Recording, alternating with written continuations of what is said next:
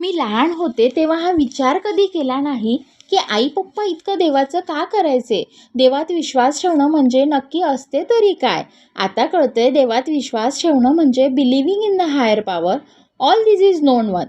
बऱ्याच लोकांना माझ्या बाबतीत असा प्रश्न पडतो की मी किती देवाचं करते, धर्म पाळते, सनातन धर्माचं आचरण करते, आध्यात्मिक आहे, प्रचंड आस्तिक आहे. खरं सांगायचं ना, मला ह्यातल्या निम्म्याहून अधिक शब्दांचे अर्थसुद्धा अजून पूर्णपणे समजलेले नाही आहेत.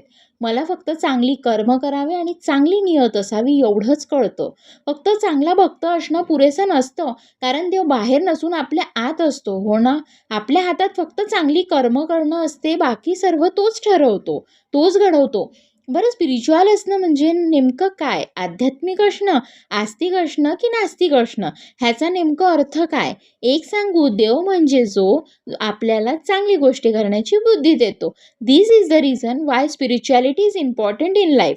ज्यांच्या आयुष्यात स्पिरिच्युअलिटी असते ना, त्यांना एकच गोष्ट योग्यपणे कळते की जे झालं आहे ते त्याच्याच मर्जीने झालं आहे आणि जे होणार आहे तेही त्याच्याच मर्जीने होणार आहे.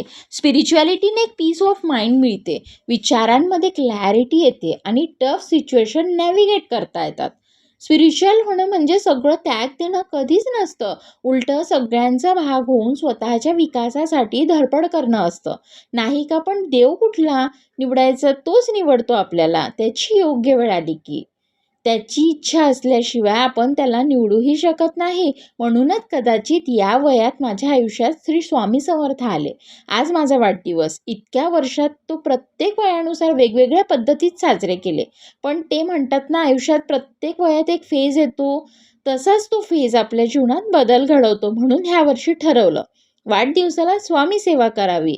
मग काय, सकाळी लवकर उठले, प्रसाद केला, पूजेची तयारी केली आणि मंदिरात आले. स्वामींच्या मंदिरात एक वेगळीच ऊर्जा जाणवत होती. मग काय, गुरुजींनी स्वामींचा अभिषेक करायला सांगितला. जप, आरती आणि प्रसाद वाटला. ही अनुभूतीच खरं अविस्मरणीय आहे. ह्याहून सुंदर वाढदिवस मी आजवर कधीच साजरा केला नाही. स्वामींचीच कृपा आणि मनाला मिळालेली समाधान, याहून मोठी भेट अजून काय असू शकते. श्री स्वामी